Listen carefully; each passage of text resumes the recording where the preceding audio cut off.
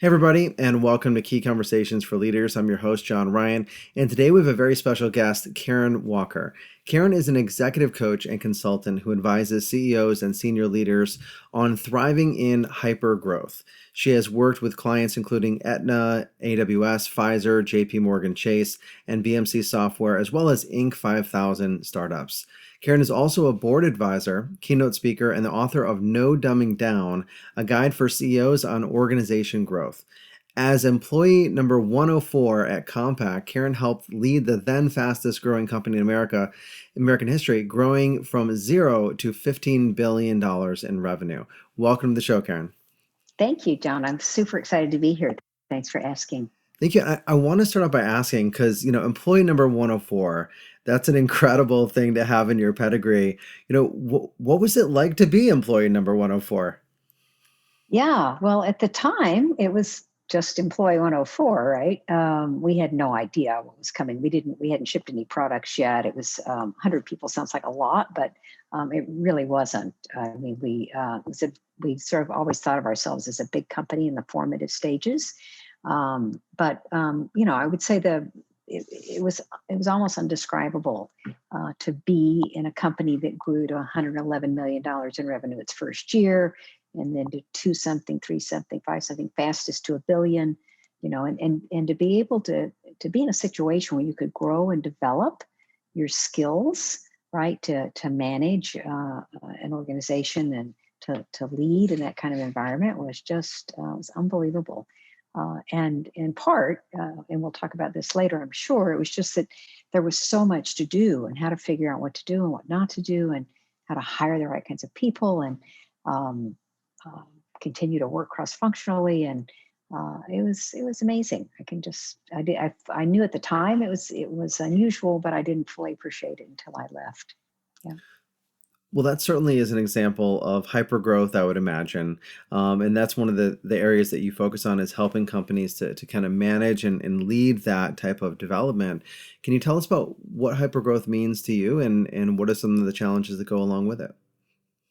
Sure. So I think about hypergrowth. If we think about the S curve, right?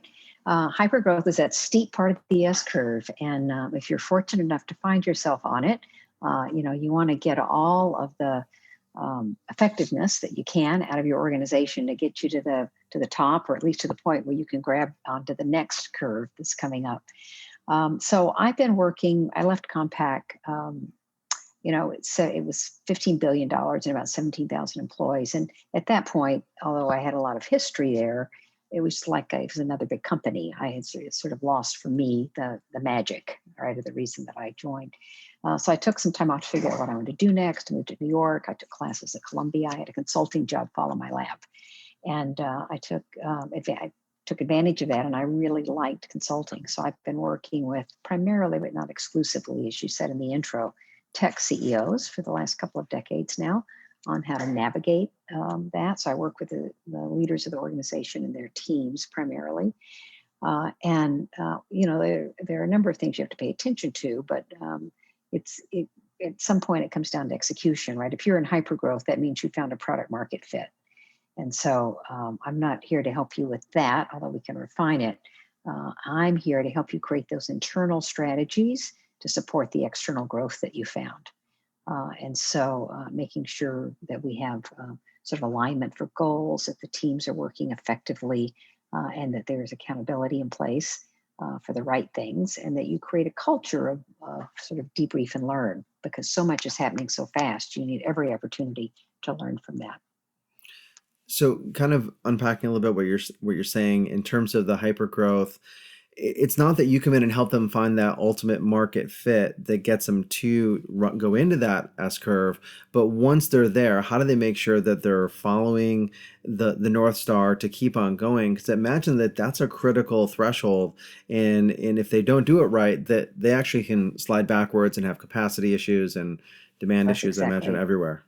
Yeah, that's exactly right. It's about delivering on the promise you made to your customers, right? Because if you're on that curve, you have made a lot of promises, and internally, you need to make sure that you're able to deliver on those if you're going to continue your growth. And it's not easy. There are many pitfalls along the way. So I would say you described that quite well.